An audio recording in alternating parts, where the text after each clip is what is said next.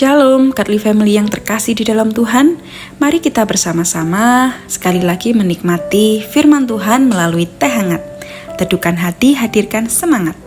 Saya akan membacakan firman Tuhan hari ini yang terambil dari Filipi 4 ayat 8. Jadi akhirnya saudara-saudara, semua yang benar, semua yang mulia, semua yang adil, semua yang suci, semua yang manis, semua yang sedap didengar, semua yang disebut kebajikan dan patut dipuji, pikirkanlah semuanya itu. Bapak Ibu Saudara, ada satu statement atau pernyataan dalam bahasa Inggris yang menggambarkan tentang pikiran manusia. Beginilah kalimatnya. You are not what you think you are, but what you think you are. Jika diterjemahkan secara bebas, kira-kira begini kalimatnya. Kamu bukanlah apa yang kamu pikirkan tentang dirimu, tetapi apa yang kamu pikirkan itulah dirimu. Dengan kata lain, apa yang kita pikirkan, itulah yang akan kita wujudkan. Bagaimana Bapak Ibu Saudara sekalian? Apakah Bapak Ibu Saudara sekalian setuju dengan statement ini? Ayat firman Tuhan hari ini juga menuliskan hal penting mengenai pikiran manusia. Paulus menasihatkan kepada jemaat di Filipi melalui suratnya untuk memikirkan semua hal yang benar, mulia, adil, suci, manis, semua hal yang sedap didengar dan semua yang disebut kebajikan dan patut dipuji. Itulah hal yang diperintahkan oleh Paulus untuk dipikirkan oleh jemaatnya di Filipi. Paulus menuliskan surat ini ketika ia berada di dalam penjara. Secara situasi, sebenarnya Paulus punya banyak alasan untuk mengeluh, kecewa, dan bahkan putus asa. Tetapi menariknya, meskipun di dalam kondisi yang sulit, tema besar surat Filipi ini adalah sukacita dan damai sejahtera. Dan secara khusus di ayat 8, Paulus menasihatkan jemaat untuk memikirkan hal-hal baik yang sudah disebutkan tadi. Yang dimaksudkan Paulus adalah supaya jemaat itu dengan sengaja dan disiplin mengarahkan pikiran-pikiran mereka kepada hal-hal baik tentang Tuhan, tentang dunia, tentang sesama, dan tentang dirinya sendiri.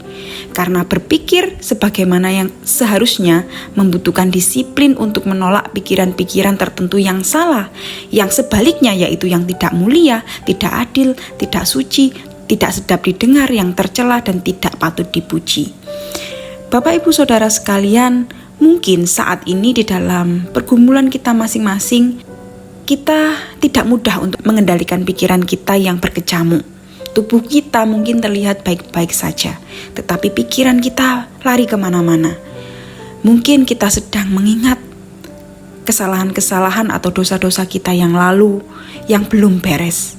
Mungkin saat ini kita sedang khawatir tentang hari besok, apa yang akan terjadi. Atau mungkin juga kita sedang memikirkan komentar-komentar orang lain. Atau mungkin juga masih banyak hal-hal lain yang kita pikirkan yang mungkin membuat kita semakin terpuruk dan membuat kita gelisah.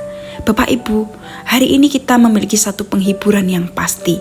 Kalau kita baca di ayat yang sebelumnya, di ayat yang ke-7, Paulus sudah mencatat bahwa Allah itu memiliki anugerah yang besar bagi jemaatnya. Demikianlah ayat 7 itu tertulis, damai sejahtera Allah yang melampaui segala akal akan memelihara hati dan pikiranmu di dalam Kristus Yesus. Jadi sebenarnya sebelum kita berusaha memelihara pikiran kita, Allah sendiri sebetulnya memelihara hati dan pikiran kita di dalam Kristus Yesus. Dan kemudian barulah di ayat 8 Paulus melanjutkan dengan menekankan bahwa orang-orang kudus juga memiliki peran, yaitu bertanggung jawab untuk berdisiplin memelihara pikiran mereka sendiri agar tetap murni dan suci dan benar sesuai dengan firman Tuhan. Jadi bagian kita adalah mau merendahkan diri dan mendisiplinkan pikiran kita di dalam anugerah Tuhan. Mari kita berdoa. Bapa kami yang di surga, kami bersyukur untuk anugerah dan kasih-Mu bagi setiap kami. Terima kasih untuk firman-Mu yang selalu menuntun dan meneguhkan kami. Kami sangat bersyukur bahwa Engkau telah memilih kami, sehingga kami dapat mengenal-Mu dan mengenal kuasa kebangkitan-Mu. Ajar kami untuk selalu menyadari bahwa hidup kami ini hanyalah untuk memuliakan nama-Mu ya Tuhan. dalam pergumulan kami, ajar kami untuk senantiasa memikirkan hal-hal yang baik, yang benar sesuai dengan firman-Mu. Biarlah Roh Kudus-Mu sendiri yang menuntun kami setiap hari, sehingga kami tidak hanya fokus pada kehidupan kami sendiri saat ini, tetapi kami boleh percaya bahwa rancangan-Mu lebih indah daripada apa yang kami pikirkan. Inilah doa kami ya Tuhan, kami mau menyerahkan kehidupan kami hari ini ke dalam tangan-Mu. Dalam nama Tuhan Yesus kami berdoa, amin.